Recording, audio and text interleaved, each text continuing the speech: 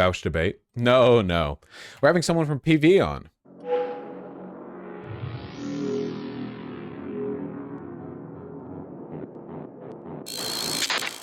Hello? Hello. Howdy. Howdy, how are you? I'm doing wonderful. How about yourself? Just living the 40 days out dream. Yeah, the the dream. It's great. We're not anxious. I guess it feels better when you're actually, out there doing something about it. It does feel good when you're out there trying to do something about it. It feels it feels refreshing talking to voters and knowing how they're feeling and know how things are going. Uh, and it feels good and it feels empowering. So it's good to be out and working to push back on Republican voter suppression efforts. Yeah, well, here to the slow, to the dim and slow-minded individuals in my chat who I hate at this moment, who are still arguing about the free election. We're not talking about Myanmar. Okay. To these individuals who need all the help they can get, could you introduce yourself? Yeah, my name's Eric Balsma. I'm a longtime political operative. Have been in the business for about 20 years, running a lot of ballot initiative work and a lot of sort of public affairs. Sort of ran a lot of the medical marijuana and wrote the playbook for that around the country. Was an early advisor to Elizabeth Warren. And built Georgia's ballot cure program in 2020, which was a program that in about 10 days rescued 15,000 ballots from being rejected in Georgia in 2020, which was more than the margin of 11,000, and also helped put us off into the runoff. And it was that experience that really sort of clued me into the level of like sort of that the Republicans are up to in voter suppression and how they're really trying to target certain subgroups in order to like reject ballots or like apply certain laws in order to make it more difficult for certain subsets of the population to vote and therefore skew the numbers in their favor. Since Donald Trump has a ceiling of around 47%, they need to reduce the electorate for Kamala Harris in order to win. Yeah, it seems like you've been sort of like a Forrest Gump-esque figure, given how much you've had your hand in. Then, my word. I mean, no, it's inspiring, and I've told chat this, like even at a local level, getting involved. I mean, even like city council decisions, you can be surprisingly effective in just being persistent. So the idea of going, I guess relatively speaking, that level of engagement, even past that at state or national level, it's insane how much you can do. The average voter does not do much. You can hit that 99th percentile and I wouldn't say you're 99th percentile. I mean, you're like, there's one Forrest Gump, right? You're hitting the 99.99, etc. It's remarkable stuff. So thank you for all of that. And Yeah. I have been, relentlessly shilling PV for a while now, more loudly the past few days. What is this organization, Progressive Victory? What are they up to? What's the dealio? I mean, so right now, we are canvassing in 6 battleground states. Last week, people out canvassing hit 10,000 doors, which was pretty incredible. Talking to younger voters about the election and making sure that they get out there and vote. So we've been running that program for a little bit, and then we're also engaging with voter protection programs that the campaign is putting on in order to call voters that have been marked as inactive by Republican secretaries of state and get them to re-register before that they are challenged by Republican operatives so that they have to vote on what's called a provisional ballot. Which means that their vote doesn't count automatically. It needs to go to a meeting afterwards where it's decided whether the voter is eligible.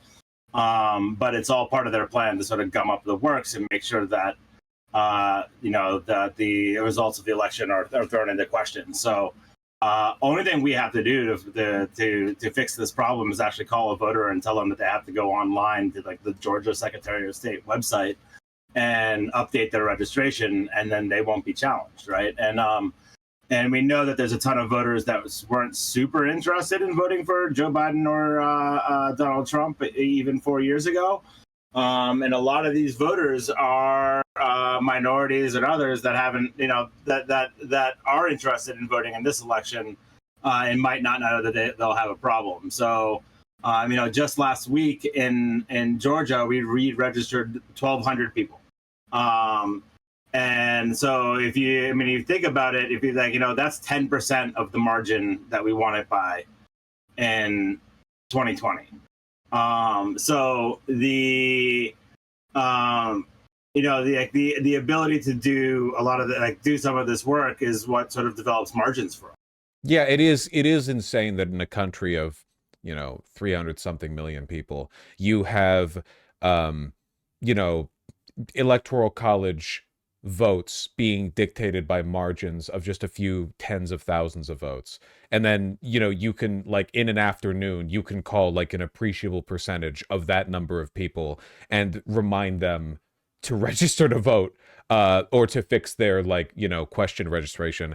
They we're talking about incredibly narrow margins, and this is also work that can't be directly opposed by Republicans because there is no Republican equivalent of, like, mass group of people in this very blue leaning black or Latin neighborhood got, suspiciously deregistered. We need to call them up and remind them to get registered beforehand.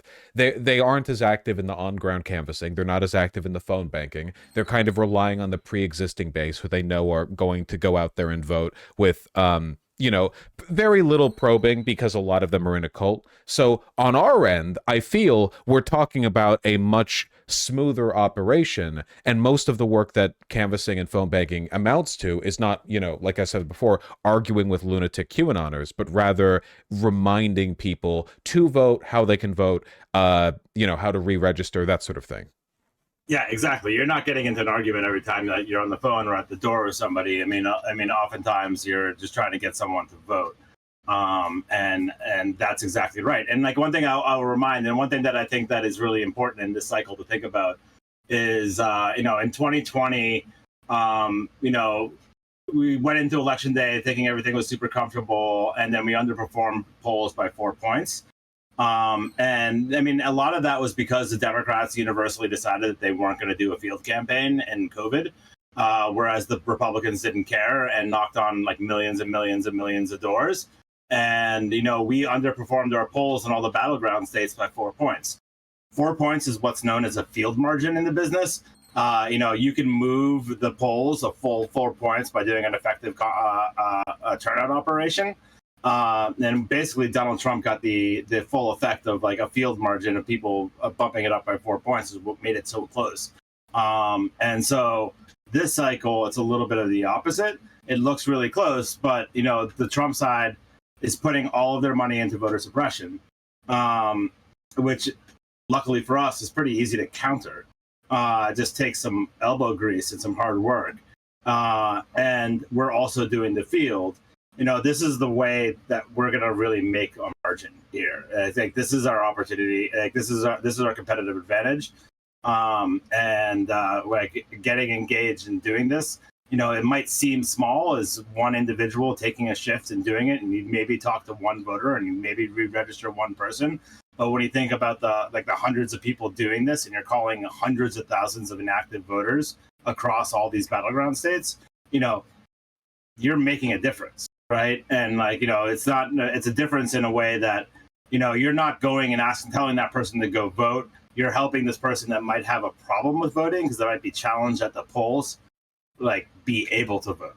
So you're doing something that's a service to someone. And it's worth noting, of course. So it's a really great way to engage. Oh, 100%. And I want to say as well, like, if we get, like, nobody trusts polls right now, or at least everyone's suspicious to trust them, of course, because they, Hillary underperformed in a lot of ways, and then Joe Biden did in 2020. And then in 2022, we saw the more recent bump, which was finally favorable to Democrats. If we get margins on this election now that are comparable to what we saw relative to the polling in 2022, if the polling underestimates the Democratic effort now as they were then this election gets cleared. Like, this election gets run through, basically. And Trump, I don't know. Texas, Florida. Yeah, pisses and shits himself. I know. Imagine getting rid of Ted Cruz. Oh my god. Oh God, I would. Uh, Oh my God, please, please! I'm so tired of him. oh my, they're the best thing in the world. I mean, that would be like Christmas, Hanukkah, everything wrapped up in one. And you get to be smug about it forever too, right? Like if you know, this is a pretty pivotal election. I know they say that about every election, but God Yeah, willing, the 2046 election, or no, wait, 2040, the 2044 election is going to be like a chill one, okay? Maybe we get that one day. But for now, maybe. like if you participate in a victory, if you phone bank in a state where the margin of victory ends up being like, 5 digits long, you're going to feel like a goddamn hero for the rest of your life, you know? I think so. And like, I just like I think that the space and the streaming space is just so interesting, and like the ability of it to like transform like how campaigns operate. Like, like I'm an old school organizer. I got my start in 2000 with Gore as a college organizer.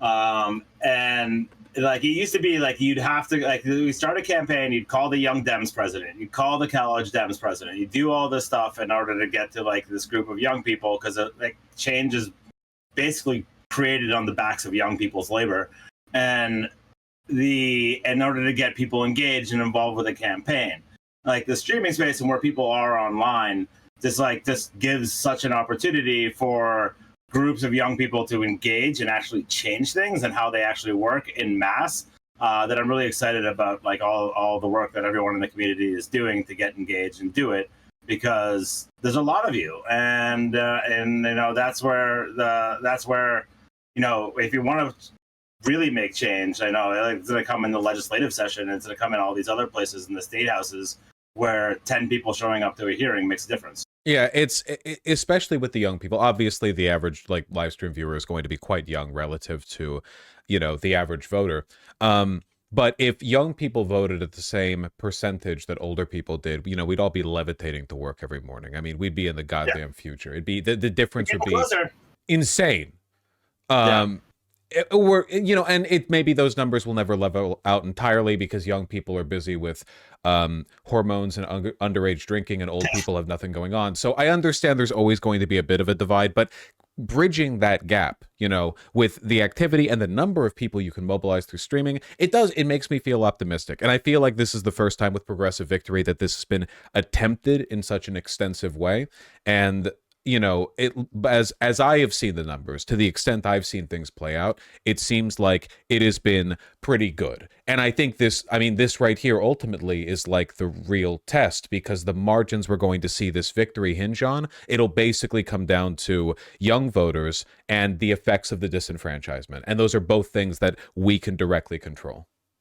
We could have a direct impact, and like all it takes is picking up the phone and calling people, or and I think that there's going to be a lot of opportunities as this campaign moves on to get more involved, like while being online and getting more engaged with like what's happening on this at the state level in voter protection and canvassing and all these other things. So there's great ways to engage in this election and really make a difference.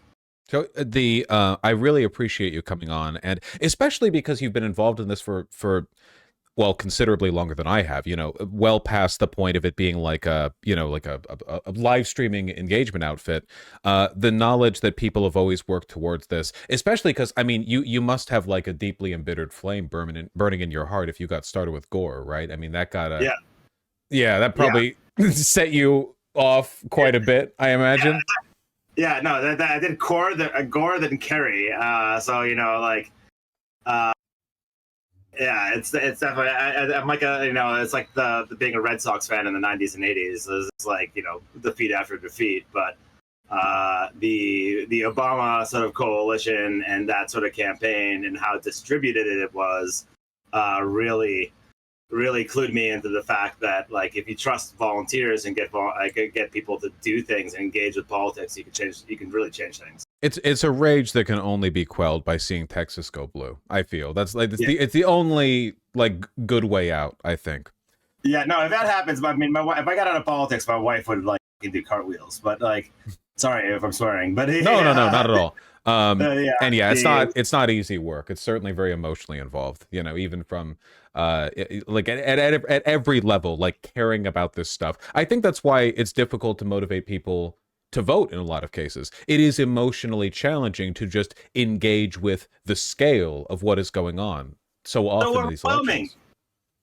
It's so overwhelming. Like all like everything that's happening online, everything that everyone's talking about, it's like all consuming. All this stuff is happening. Of course, it's overwhelming. It's like you get it, but this is who we are as Americans, and democracy's in our lifeblood, and we got to protect it. Born to suffer. I really, really appreciate you coming on. I appreciate being here. Yo, please, and hopefully again in the future. As I've said to the beloved people in my chat, it's !PV donate to donate, hence the name. !PV if you want to know more about the ongoing canvassing operations or about the event happening in Wisconsin, October 5th and 6th. Lots of canvassing going on over there. And no matter where you are, you can phone bank. Which you can access through the PV volunteer sign up form, their Discord. They give you training. We talked about that with Cam just yesterday. That video's on my channel. Please do get involved because it's an important election. I'm told this Trump guy's pretty bad, so I'd like it if he didn't win. That'd be my preference. It would be great. Thank you very much, Vaush. I appreciate you having me on. Thank you. Take care, and hopefully we'll speak again in the future. Good luck. A lot of stuff to do. Talk to you soon. All right, bye.